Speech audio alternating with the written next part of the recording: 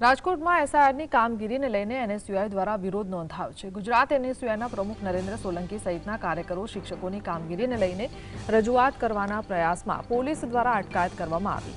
આ વિરોધે ઉગ્ર સ્વરૂપ ધારણ કર્યું અને કાર્યકરોએ રોડ પર બેસી જ વિરોધ કર્યો। એસઆઈઆરમાં શિક્ષકોની કામગીરીમાં ખામીઓ વિદ્યાર્થીઓને અસર કરી રહી છે। એક તરફ શિક્ષકો એસઆઈઆરની કામગીરીમાં વ્યસ્ત છે તો બીજી તરફ વિદ્યાર્થીઓની હાલત કફોડી થઈ ગઈ છે।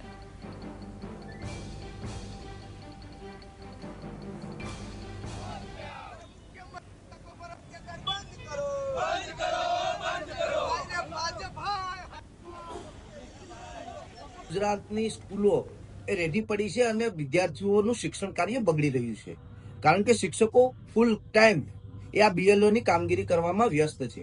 ત્યારે આજે ગુજરાત રાજ્યના મુખ્યમંત્રી એ રાજકોટ આવી રહ્યા છે, ત્યારે આજે ગુજરાત એનએસયુની ટીમ તેમને રજૂઆત કરવાની છે કે ભાઈ હાલ જે વિદ્યાર્થીઓનું ભણતર બગડી રહ્યું છે તે ખૂબ ગંભીર બાબત છે અને એ કોઈ સંજોગોમાં ચાખી પર ના લેવાય। એટલા માટે અમારી માંગ છે કે શિક્ષકોને આ બીએલઓ માંથી દૂર રાખવા જોઈએ।